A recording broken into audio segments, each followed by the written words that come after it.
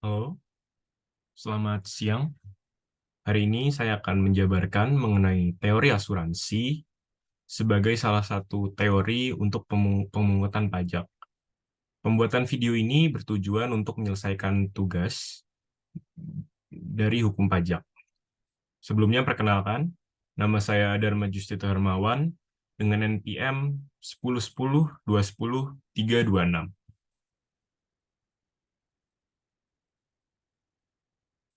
Sebelum kita mulai, mari kita akan kembali ke basic terlebih dahulu, yaitu dasar dari apa itu teori asuransi. Teori asuransi sendiri mengibaratkan bahwa pemungutan pajak itu selayaknya nasabah premi asuransi yang membayar kepada perusahaan asuransi. Di sini, pajak sendiri itu dikategorikan sebagai salah satu bentuk premi asuransi, dan di mana rakyat atau warga negara yang memang wajib membayar pajak diibaratkan sebagai pembayar premi.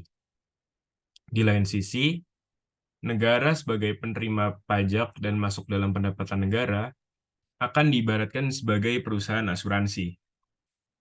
Analogi ini tentunya mungkin akan menimbulkan kebingungan dan perdebatan. Karena bila kita melihat pada teori praktik atau praktik nyata dari perusahaan asuransi, tentunya ketika kita membayarkan asuransi, ada imbal hasil di mana ketika hal buruk terjadi, maka premi asuransi yang telah kita bayarkan akan menjadi dana lindung atau perlindungan bagi kita ketika kita mendapatkan musibah.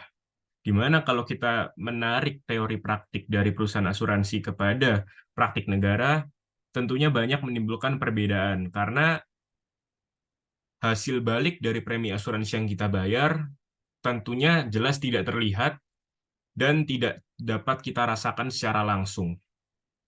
Walau begitu, tentunya nanti akan saya jabarkan mengenai mungkin beberapa contoh implementasi dari teori asuransi yang mungkin sekali lagi menurut saya kurang relevan dan kurang tepat. Kita kembali ke menurut ahli. Teori asuransi sendiri ini sebenarnya sudah ada sejak lama. Sumitro sendiri di 1992 mengibaratkan bahwa pajak diibaratkan sebagai suatu premi asuransi yang harus dibayar oleh setiap orang karena orang mendapatkan perlindungan atas hak-haknya dari pemerintah. Dari definisi menurut Sumitro sendiri, tentunya tidak ada bedanya dengan penjabaran teori asuransi yang sebelumnya telah saya jabarkan. Tapi di sini sepertinya tentu ada sedikit ambiguitas, di mana setiap orang, karena orang mendapatkan perlindungan atas hak-haknya dari pemerintah.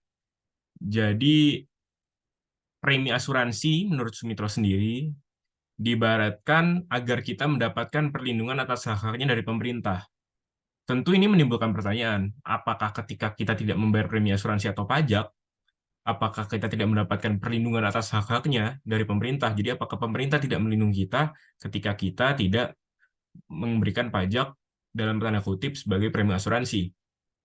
Tentunya dalam konteks nyata, hal ini tentu jelas berbeda karena seperti kita lihat, bila kita lihat data, take ratio dari pemungutan pajak di Indonesia sendiri tentunya kurang lebih 10% dari jumlah penduduk.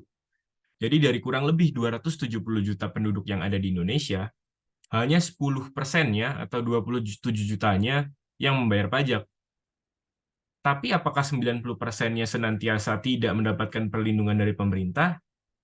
Jelas tidak. Oleh karena itu, mungkin kita akan lanjut ke slide berikutnya mengenai implementasi atau mohon maaf, mengenai relevansi dan kecocokan. Tentu seperti yang telah saya jabarkan secara singkat mengenai relevansi dan kecocokan, saya sendiri merasa teori asuransi ini tentu outdated dan beberapa ahli tentunya dan beberapa pakar juga tentu kurang suka dengan teori ini. Karena pertama poin yang terlihat sekali adalah memang tidak adanya timbul kerugian di mana ketika terjadi timbul kerugian oleh para warga atau di sini diibaratkan sebagai nasabah, tentu negara tidak secara langsung memberikan pergantian seperti perusahaan asuransi pada umumnya. Jadi secara praktis saja sudah terlampau jauh. Oleh karena itu mungkin beberapa ahli merasa ini outdated. Tapi mungkin akan mencocokkan hal ini dengan beberapa tes terkait pemungutan pajak, di mana teori asuransi ini kita cek apakah sesuai dengan threshold-threshold dari pemungutan pajak, di mana ada 4 syarat yang harus kita jabarkan ketika kita berbicara pemungutan pajak. Pertama, tentu harus ada syarat keadilan, syarat yuridis, syarat ekonomis, dan syarat finansial. Syarat keadilan berbicara bahwa pada umumnya ketika memungut pajak harus adil dan merata, yaitu dikenakan kepada orang-orang pribadi sesuai dengan kemampuannya untuk membayar pajak tersebut. Syarat keadilan ini menjadi 2 syarat, yaitu syarat keadilan secara horizontal dan secara vertikal. Keadilan horizontal mewajibkan para pembayar pajak mempunyai kemampuan membayar yang sama harus dikenakan pajak yang sama juga. Sedangkan keadilan vertikal berbicara bahwa pajak yang punya kemampuan membayar tidak sama harus dikenakan pajak yang tidak sama. Jadi pada dasarnya kita berpacu pada keadilan, di mana semua orang harus membayarkan fair share mereka terkait pendapatan yang mereka dapatkan. Syarat kedua mengenai syarat yuridis. Pemungutan pajak harus sesuai dengan undang-undang karena sifat pajak ini memaksa. Syarat ketiga, syarat ekonomis. Ialah pemungutan pajak harus menjaga keseimbangan kehidupan ekonomi, artinya tidak boleh sampai mengganggu kelancaran produksi ataupun perdagangan apabila sampai membuat pengusaha gulung tikar. Dan terakhir adalah syarat finansial. Adalah biaya yang dikeluarkan untuk pemungutan pajak hendaknya lebih kecil daripada penerimaan pajak. Jadi negara tetap untung. Jika kita mengaitkan salah satu 4 syarat